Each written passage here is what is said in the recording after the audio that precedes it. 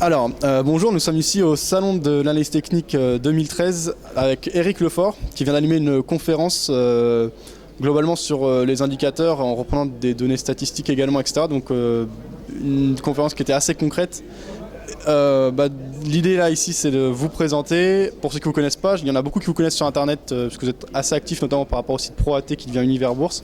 Je vous laisse vous présenter et présenter votre parcours sur les marchés financiers. Oui, donc j'ai commencé mon parcours sur les marchés financiers il y a très longtemps, mais de façon active, je dirais il y a une douzaine d'années maintenant à peu près. Et j'ai commencé par ce qui est pratiquement le plus dur il y a une douzaine d'années, c'est-à-dire les futurs, et j'ai eu la chance de survivre à l'apprentissage du trading sur futurs grâce à l'analyse technique et grâce surtout au test des idées. Et à l'invention entre guillemets d'un petit indicateur qui à l'époque s'appelait et s'appelle toujours la STPMT, qui est un indicateur relativement peu connu mais très utilisé et qui continue à être très utilisé aujourd'hui, ainsi que d'autres recherches qui ont donné d'autres indicateurs. Maintenant, j'ai fait beaucoup de conférences. J'ai fait j'ai fait quelques formations que je n'en fais quasiment plus maintenant.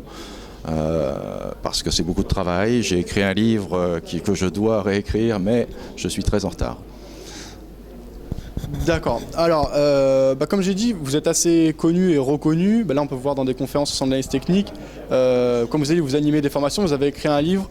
Donc, qu'est-ce qu'il y a eu de singulier, de particulier dans votre parcours? C'est un succès particulier qui vous a amené justement à cette reconnaissance? Non, c'est le hasard total. Je suis comme tout le monde, c'est-à-dire je suis trader à titre personnel et mon objectif de départ c'était le trading à titre personnel.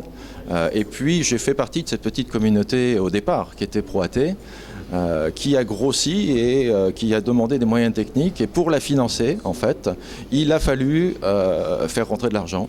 Alors, rentrer de l'argent, c'était ou bien avec des sponsors, mais ça ne suffisait pas. Et donc, il a fallu faire des formations payantes, des conférences payantes.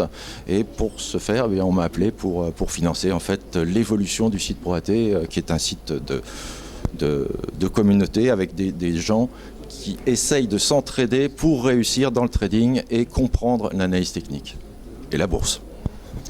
Ok, alors on sait que globalement au niveau des particuliers c'est vraiment difficile à long terme, il y en a finalement très peu, on parle souvent de 1 sur 10 qui arrivent à avoir des performances et même à être en gain sur le long terme. Vous avez donc annoncé que vous étiez dans une optique de performance lissée sur le long terme de l'ordre de 10 à 15% par an, c'est ça à peu près? Ouais. Là, on a vu comme je disais, c'était assez concret et vous étudiez pas mal les statistiques pour voir concrètement ce qui marche, ce qui ne marche pas, essayer de comprendre ce qu'on fait par rapport à l'analyse technique, parce qu'il y en a beaucoup qui agissent sans vraiment comprendre. En tout cas, d'après vous, quelles sont les clés pour un particulier pour ne serait-ce que sauvegarder son capital et le faire, bien sûr, c'est le but, progresser de manière lissée et continuelle sur le long terme, puisque c'est ce qui est visé finalement pour des investisseurs sérieux? Je pense que la clé principale, c'est l'apprentissage. Et l'apprentissage peut être fait de plusieurs façons, de 3 façons essentiellement. On peut avoir bien sûr un apprentissage par les livres et par l'expérience des autres.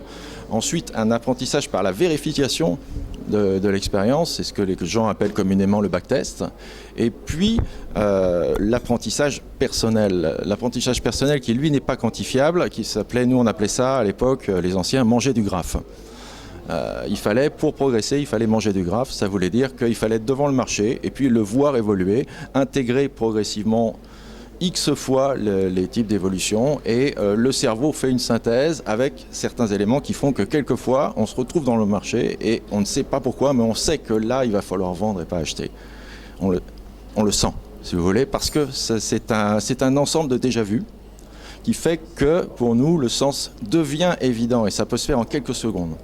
Simplement. 2 secondes avant, on ne sait pas, et 2 secondes après, ça y est, on sait que le marché va aller vers le bas, et on ne sait pas pourquoi. Ça s'est produit vendredi dernier encore en direct. J'étais prêt à engager 2 plans de trade, un plan baissier et un plan haussier, et j'ai engagé le plan baissier, et au moment d'engager le plan haussier, éventuellement, les deux étaient compatibles, donc on pouvait mettre les deux en place en même temps. J'ai dit non, on ne va pas le faire, on va attendre. Pourquoi? Je n'en sais rien.